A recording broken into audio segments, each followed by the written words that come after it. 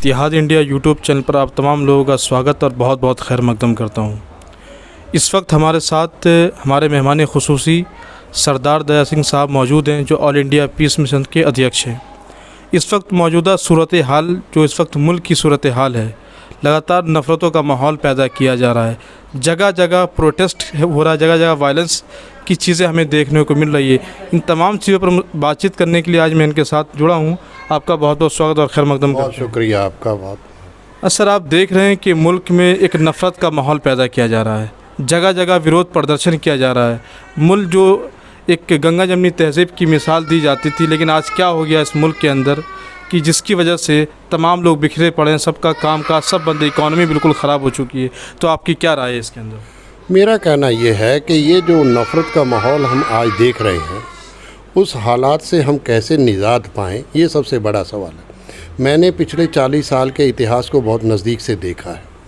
जब पहले सिख टारगेट हुआ, निशाने पर आया, तो वो ऐसा नहीं था कि कोई ऐसा अलग से देश मान रहा था। उसने अपना ज़िंदगी खोई थी, अपनी जगह खोई थी, वो यहाँ आया और गांधी और नेहरू के आश्वासन पर आया।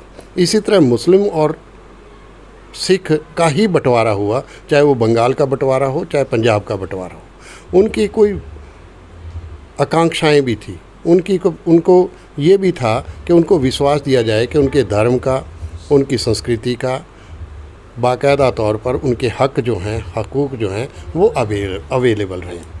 पर तकलीफ़ ये हुई कि जैसे ही बंटवारे के बाद बहुसंख्यक जो है वो हिंदू था।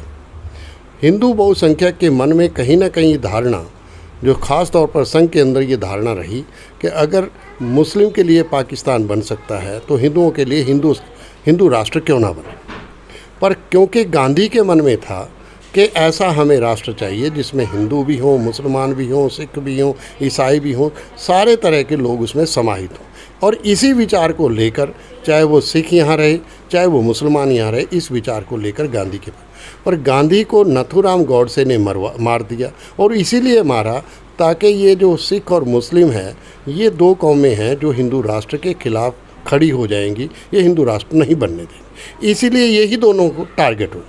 पहले बार जब सिख टारगेट हुआ तो मुस्लिम शांति में रहा और सिख निशाने पर रहा। अब निशाने पर, उसके बाद निशाने पर मुसलमान आ गया। आज मुसलमान उसी हालात से गुज़र रहा है।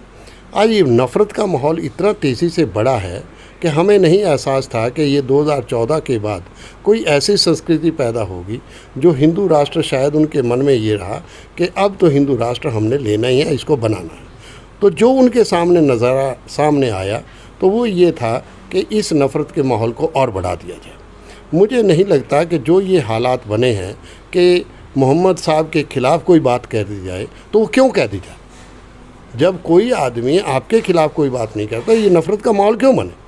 तो सवाल नफ़रत के माहौल को कम्बैट करना, इस इशू को कैसे एड्रेस कर दिया जाए, ये सबसे बड़ा सवाल है। क्या लगता है कि नुपुर शर्मा हो या नवीन जिंदल हो, इनके खिलाफ हिंदुस्तान नहीं बल्कि बाहर मुल्क में भी, ख़ास तौर से गल्फ़ कंट्री के अंदर भी लोगों के अंदर आक्रोश और गुस्सा, वहाँ भी जो लोग विरोध प्रदर्शन कर रहे हैं, इनको अरेस्ट करना चाहिए। और मतलब बाहर मुल्क ये भी कह रहे हैं कि भारत को माफ़ी मांगनी चाहिए। ये किस तरह देखते हैं?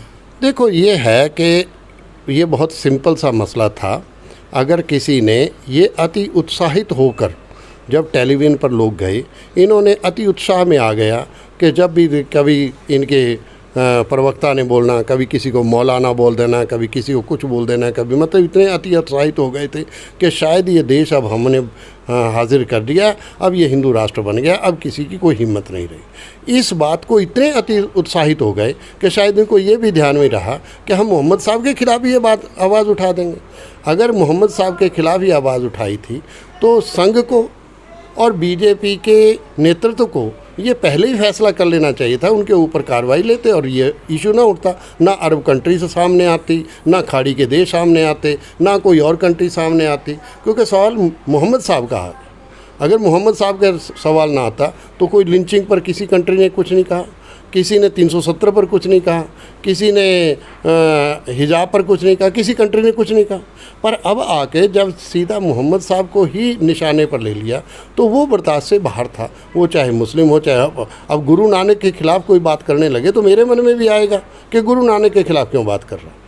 तो इसलिए जब ये हालात पैदा होते हैं तो ये जो नफ़रत का माहौल है तो ये तो पहले से इनको फैसला कर लेना चाहिए था, और उसके ऊपर जब बाकियों पर कार्रवाई हो सकती है तो उन पर भी कार्रवाई कर देते। जब कार्रवाई कर देते तो कोई ना मुस्लिम खड़ा होता, ना बाहर की कंट्रीज़ को कोई अरब होता था। ये तो इनकी इनको शायद इनको ये एहसास नहीं था कि ये मसला जो है इतना बड़ा मसला हो जाएगा, तो इनको ये एहसास नहीं था। शायद उसमें ये उसी में रहे कि शायद ये भी निकल जाएगा, जब लिंचिंग हो सकती है, सारी चीज़ें हो सकती है, तो इससे भी निकल जाएगा।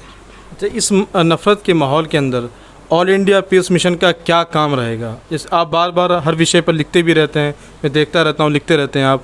ऑल इंडिया पीस मिशन बार बार जो प्रेस कॉन्फ्रेंस भी करती रहती है तमाम मसले मसाइल को लेकर, तो अभी जिस तरह का माहौल हिंदुस्तान में, उसको लेकर क्या करेगी ऑल इंडिया पीस मिशन? हमारा ये कहना था कि हमें अभी 17 अप्रैल को 2022 को पूना में एक कॉन्फ्रेंस की थी। उस कॉन्फ्रेंस में मोहम्मद अदीब भी गए, प्रशांत कुमार जो गांधी पीस फाउंडेशन के अध्यक्ष हैं वो भी गए, और बाकी लोग भी आए। वहाँ के सिख भी थे, मुस्लिम भी थे, बाकी सब लोग थे। तो वहाँ सब लोग इकट्ठा हुए।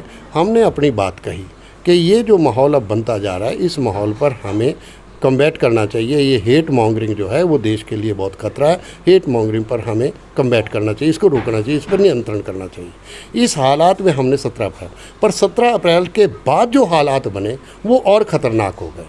हमारे मन में ये आया कि अभी हमने मीटिंग एक की है, और उस मीटिंग में ये तय किया कि हम अब ऑल इंडिया पीस मिशन की बजाय हम भारत के लोग, हम इस सब भारत के लोग हैं, हम सब इकट्ठे हों, एक मंच पर आएँ।